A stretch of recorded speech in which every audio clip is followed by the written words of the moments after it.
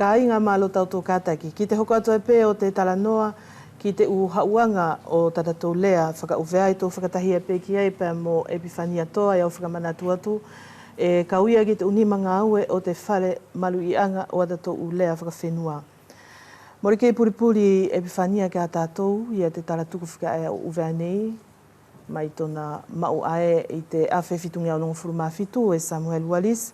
Ai whuki ne kamata whau pe whakakoloa mai e i tatatou lea whakawhenua, lau pe ko kupu e luange au tupu e hao mai te whakapiritania, o hange la ko te kupu aini ko fever, pe ko cake. I te kamata anga mai o takuto ngā ue whania, ne whaiha ko tō whakasiusio whakamāloto ki ei? Ka soangari au maharo ko te langi ko ngā tāwhitola aia te ngā ue te akademi, ko te toi whakasiosio o te kupu e tō lau ko tō kupu whoou, ko tō kupu hao, ma tāpure mai ki tatatou lea. He morenga tapeki te whakapiritania, pe ko te whakalatina, ne e hao ki tata, ne na tō whakakoloa i tatatou lea, ka ne lahi pēma tō lea i tō motu ani e tō tōlo tō ai, ne na tō whakakoloa tatatou lea, peko nā tō ane na tō whakakoloa tātou, peko tātou ane tō whakakoloa ana tō lea. He e iei te kupu, ne tō whaua ki tatatou paralau, ne mai e mai fisi. E iei tō hange la ko te mangisi, e iei la mo tō kupu ia mai tonga, hange ko te ohoana, pe whawhine, ko tō kupu aia ne au mai tonga, pe iei mo te tahi o kupu ne mai haamoa. E iei la te temine no fo iei au vea ne toke lau, ne langi whiara pēka o mai te kau toke lau, he ne te kena tō wau ki toko ni mangeau, ne iei tō kupu, ne na tō o mai pēo whakalongo ki tatatou lea, pa na tō toi hanga whakakoloa i mai. Ka e hiri whaki mai ki ai e te whakapiritania, e iei mo tō kupu whakahau ai, i tō mauri whakatahi, e tō lau pē, e iei tō kupu e tō tā ofi tā whito, ka e tō wheawe aki. Tō wheawe aki e tō lea, whakakato aki tatatou paralau.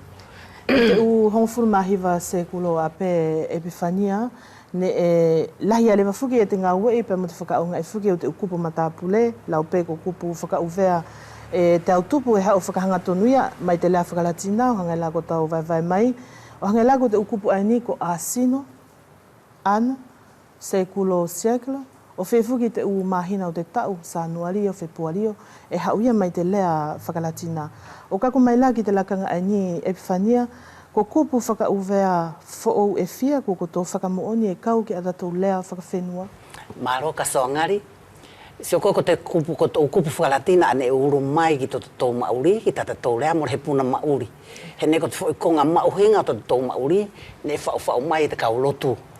Ka ki te aru lewa te temi, pene mālohi lewa tō no whoi a te kau whalani. Ka paulai au whakau atu te kupu whoou kua whau te akademi, mo reo mau ia katoa, ka kua lahi ia. Hene iai pē tō kupu whakawharania ne kua tō mai tātou, mai te kamataanga o te mauri, ange la ko te lale, te lafeti, te lopitari. Ko tō kupu whakawharania aia, kua uru ia ki tō tātou ia mauri.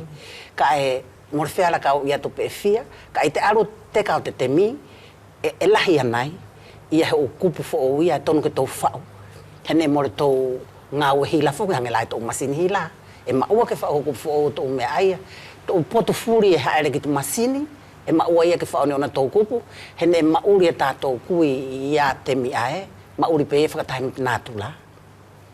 O hange whuki la ko te kupu aini ko ordinateur, ku whara pelewa i temine ke mauhona whakaliliu whakauvea, masini utohila, o hange whuki la ko ni kupu aini ne ke vai mai ko lafeti, pe e ko te ki kupu ko pase, poro kalama, televisio latio, ku tō lau pele whuki tātou ko te ukupu whakauvea a tātou.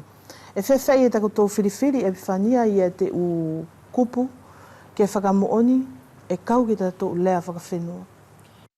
E matou tō tatau pe hange la ko te poro kalama, ka tāpara lau poro kalama ko te kupu whuki mai te whakawharani. A nā tō tūpulanga mo nā tō whine mui.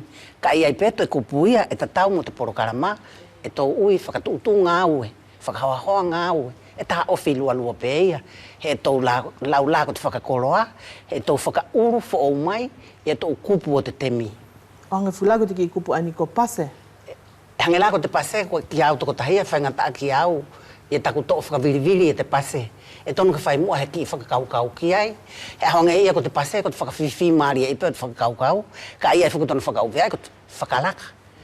Pea ka paula e whakatūtuu ia te lea ia. Ke tau muri pe tātou ki te hao te kau tūpuranga me te kau whine mui o whakauru mai ana tau kupu. E ia pete ki temi e tonu ke tau tātā o whiai, whakamanatua toko e tonu whakauwea taru mai. Pea ko ke whakauru mai ko te pase, whiara pe ke tau tāra noa sinonime lewa. Pea tau i te temi ani, kau pe ki te whakakoroa, ka ia tau kupu, whai ngata atona tau vare. Tona whakauru, whakawiriwiri, ki tau tā ofi kupu. Ka ko te hanganga ia te Māori, ia pēnai he te mia, kua liliu te pase ia, o whetongi te whakalaka, ka ko mea pē, e tatau tonu pē ke ia ini, i hangai ko mātou ani, e mātou tā ofi atu, ia tau kupu a whea, taru mai.